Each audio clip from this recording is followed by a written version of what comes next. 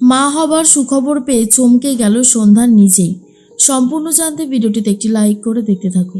সন্ধ্যা নাড়ু আনতে গিয়ে পড়ে গেছে পা পিছলে। এরপরেই আকাশ তখন বারবার করে সন্ধ্যাকে ডাকতে থাকে আর বলে, সন্ধ্যা সন্ধ্যা উঠুন না। কিন্তু সন্ধ্যা তো কোনোভাবেই সাড়া শব্দ দিচ্ছে না। এরপর কি করবে কিছুই বুঝে উঠতে পারছিল না বিজয়া। তারপরেই বিজয়া বলে, আমার মনে হচ্ছে এক্ষুনি একবার ডাক্তারকে ফোন করতে হবে। তখনই জোনাকি বলে, বড় মামি দেখো না, যে এইখানে এই আলপনার জন্যই মনে হচ্ছে পড়ে গেছে পা পিছলে। তখনই মেজমা বলে, কিন্তু দিদি সন্ধ্যা তো সেই কখন আলপনা দিয়েছে, এতক্ষণে তো শুকিয়ে যাওয়ার কথা। কেসটা ঠিক কী হলো বুঝলাম না। আর এর মধ্যে শৈল তখন বলে, আরে বাবা এত সময় নেই, ওকে তাড়াতাড়ি হসপিটালে নিয়ে যেতে হবে। তখনই ডাক্তারকে ফোন করছে আকাশ, কিন্তু বিজয়াকে সাইডে নিয়ে এসে বলে, মা সন্ধ্যাকে যে গাইনোকোলজিস্ট দেখে তিনি আজকে বসবেন না, কি করব তাহলে? তখনই মেজমা বলে, শোন নীল, তোর মেচকা বলছিল আজকে নাকি হসপিটালে কলকাতা থেকে একজন ডাক্তার এসে 3 দিনের জন্য ক্যাম্প করবে, ওখানে নিয়ে গেলে হয় না? নীল তখন বলে, তাহলে ওখানেই নিয়ে যেতে হবে, আর তো কোনো উপায় দেখতে পাচ্ছি না। এরপরেই সন্ধ্যাকে নিয়ে যাওয়ার জন্য ব্যস্ত হয়ে গেছে। এদিকে বিজয়ার মনেও ভীষণ একটা ভয়, কারণ বাচ্চাটার কোনো ক্ষতি হয়নি তো। এইভাবে সন্ধ্যা পড়ে গেল, এটা একদমই মেনে নিতে পারছিল না। তাড়াহুড়ো করে সন্ধ্যাকে হসপিটালে নিয়ে যাওয়া হচ্ছে। অন্যদিকে শৈল তখন বলে, দাদা এবার কি হবে? তখনই ঈশ্বর বলে, দেখলি তো, একটা বিপদ না ঘটিয়ে ছাড়ছিলিস না, এবার বল কি করব? আমার কিন্তু প্রচণ্ড ভয় লাগছে এবারে। মনে হচ্ছে এবারে আমাকে এই বাড়ি ছেড়ে সত্যি দূরে চলে যেতে হবে, না হলে একটা অঘটন ঘটবে আর কি। শৈল তখন বলে, আরে কি করে বুঝবো যে এত বড় কিছু একটা হবে? এটা তো ভাবতেই পারিনি, কি যে করব বুঝতে পারছি না। তখনই পিসি বলে, ঈশ্বর আমারও কিন্তু ভয় লাগছে। এই সন্ধ্যার যদি একবার স্মৃতি ফিরে আসে না, তাহলে গন্ডগোলটা বেশ বড়সড় রকমেরই পাকাবে, বুঝলি তো। অন্যদিকে তখনই একটা কথা বারবারই ভাবছে আকাশ, যে সন্ধ্যার যেন কিছুই না হয়। সন্ধ্যাকে নিয়ে তো হসপিটালে নিয়ে যাওয়া হয়, আর তারপরে ডাক্তারবাবুকে খবর দেওয়া হয়। ডাক্তারবাবু তখন বলে, দাঁড়ান দাঁড়ান, এত ভেঙে পড়ার কিছু হয়নি, আমাকে আগে চেক করতে দিন পেশেন্টকে, তারপরে তো আমি কিছু বলবো। এরপর এই পেশেন্টকে চেক করতে থাকে। আর অন্যদিকে ঈশ্বর বলে, ঠাকুর আমার কপালে যে এত শনি নাচছে কেন, আমি সেটাই বুঝতে পারছি না। এবার কি করব? সমস্ত সত্যিটা তো সামনে চলে আসবে। একবার যদি সন্ধ্যার স্মৃতি ফিরে আসে, তাহলে আর কোনো উপায় নেই, সমস্ত সত্যি এবারে গলগল করে সন্ধ্যা বলে দেবে। তখনই ঈশ্বরকে বলতে থাকে, পুরোহিত মশাই পুজোটায় তো বাধা পড়লো, আমি তাহলে আসি। প্রধান মশাই বলে, দাঁড়ান দাঁড়ান, কোথায় যাচ্ছেন? আমার জীবনে না বড্ড বেশি শান্তির অভাব হয়ে গেছে, একটু শান্তির জল ছিটিয়ে দিন তো, যদি জীবনে একটু শান্তি ফিরে আসে। পুরোহিত মশাই সেটাই করে, আর পুরোহিত মশাইকে টাকা দিয়ে দেয় ঈশ্বর, বলে, যান এবারে আপনি।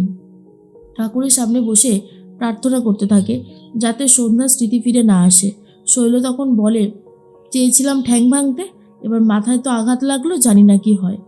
আকাশ, বিজয়া তখন সবাই খুবই চিন্তা করতে থাকে। বিজয়া তখন বলে, নীল একটু শান্ত হ বাবা, তুই এতটা অস্থির হোস না। এরপরে ডাক্তারবাবু ভেতরে ডাকে সবাইকে আর বলে, দেখুন ওনার বাচ্চাটার কোনো ক্ষতি হয়নি, আর ওনার মাথার পেছনে সামান্য একটু আঘাত লেগেছে। তবে হ্যাঁ, এই যে ওনার জ্ঞানটা ফিরবে, এখানে যদি ওনার স্মৃতি ফিরে না আসে, তাহলে জেনে রাখবেন আর কখনোই ওনার স্মৃতি ফিরে আসবে না। ওই নার্ভগুলো সব নষ্ট হয়ে গেছে, আর এটাই লাস্ট সুযোগ। যদি ফিরে আসে তাহলে তো খুবই ভালো, আর না ফিরে আসলে উনি আগের জীবনে যা যা হয়েছে, মানে ওনার বিবাহিত আগের জীবন বা যাই হোক আগের কিছু, উনি আর কিছুই মনে করতে পারবেন না। কথাটা শুনেই তখনই বিজয়া ভাবে, যদি তেমনটাই হয়ে থাকে তাহলে সেটাই হোক, কারণ আগের জীবনে বৌমার যে একটা খারাপ জীবন ছিল, সেটা বৌমা যেন মনে করতে নাই পারে। নতুন জীবনে ও যেন অনেক সুখী হয়, আমি এখন সেটাই চাই।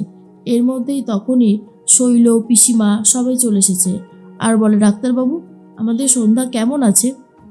ডাক্তারবাবু বলে, এখন উনি অনেকটাই ভালো আছে। এখন যদি ওনার স্মৃতি না ফেরে, তাহলে আর কোনোদিনও ফিরবে না। আমি সেটাই দেখার জন্য ওয়েট করছি যে আদৌ উনি ওনার স্মৃতি ফেরাতে পারেন কি না। কিছুক্ষণ পরেই সন্ধ্যার জ্ঞান ফিরে আসে। আকাশকে দেখে সন্ধ্যা বলে, এই যে ভণ্ডটা, আপনি এখানে কি করছেন? হ্যাঁ, আমাকে এখানে নিয়ে এসেছেন কেন?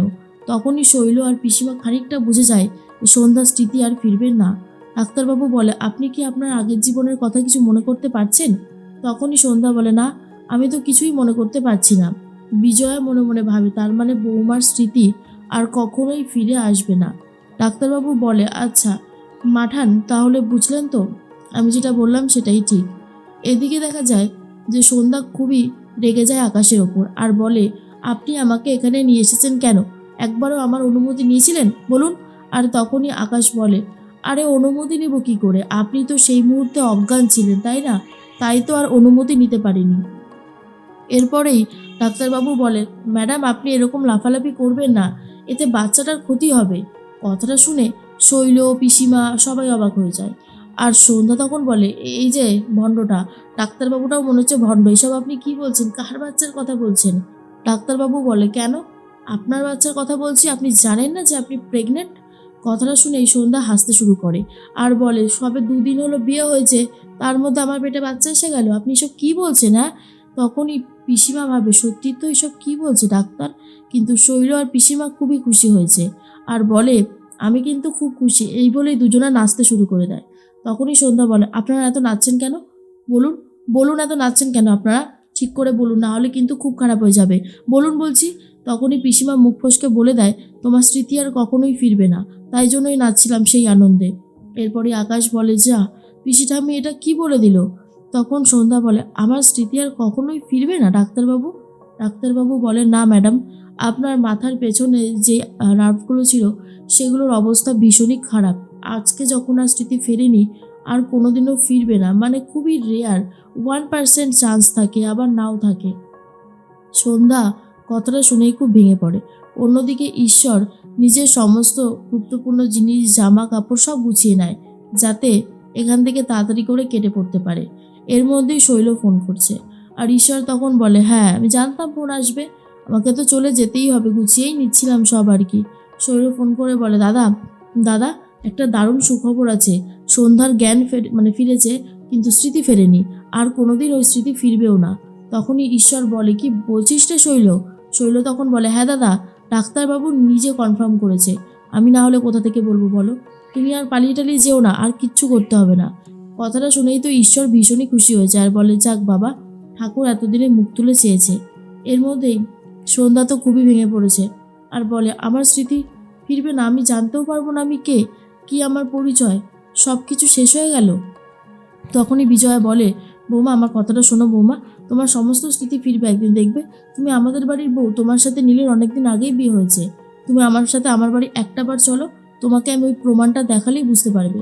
সন্ধ্যা তখন বলে, ঠিক আছে, আমি আপনার সাথে যাব ওই বাড়িতে, তবে আপনি যদি ঠিকঠাক প্রমাণ দেখাতে পারেন তো ভালো, আর না হলে আমি ওই বাড়ি থেকে এক্ষুনি বেরিয়ে চলে আসবো কিন্তু। এরপরেই সন্ধ্যা আর নীলের বিয়ে হওয়ার যে ছবিটা ছিল সেটাই দেখাবে বলে ঠিক করেছে সন্ধ্যাকে বিজয়া। নীল তখন বলে, মা তুমি এই ছবিটা দেখাবে এখন? সন্ধ্যা তখন এদিকে ব্যস্ত আর ভাবতে থাকে, আমি আজকে দেখবো, আর না হলে সমস্ত গুছিয়ে নিয়ে চলে যাব। বিজয়া তখন বলে, হ্যাঁ রে নীল, আর তো হাতে সময় নেই, বৌমা তো জেদ করেছে, তাই এই ছবিটা আমি এতদিন লুকিয়ে রেখেছিলাম, এখনই দেখাতে বাধ্য হব।